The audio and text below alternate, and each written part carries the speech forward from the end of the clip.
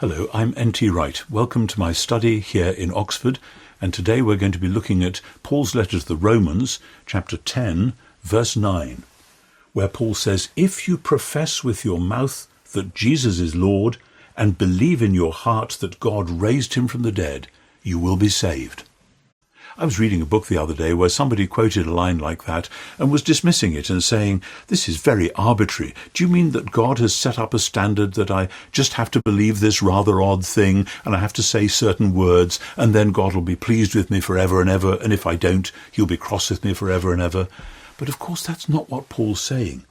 The point is that the confession, Kyrios Jesus, Jesus is Lord, and the belief that God raised Jesus from the dead, these are not things that you can just drum up as imaginary things in your own head by your own means. These only emerge when God's word has done its work through the gospel and the Spirit, and somebody's heart has been transformed, so that this totally unlikely and incredible thing, that God would raise somebody from the dead, actually it makes sense, and it makes sense of you, not just to you.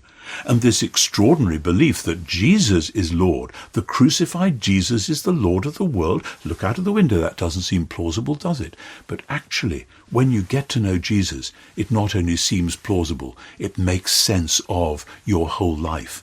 Paul lived in a world where people didn't rise from the dead just like our world and said that was ridiculous. But Paul knows that though it's ridiculous within the old creation, the resurrection is the launch and the sense-making feature of the new creation. Paul lived in a world where Caesar was Lord, Kyrios Kaiser, and where it made no sense to say anyone else was Lord, you'd get into serious trouble.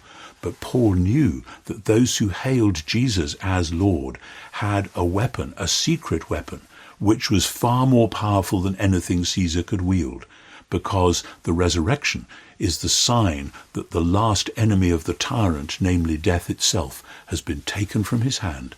Believing that Jesus is Lord and that God raised him from the dead is the sure sign and symbol that this is someone who is already part of God's new creation.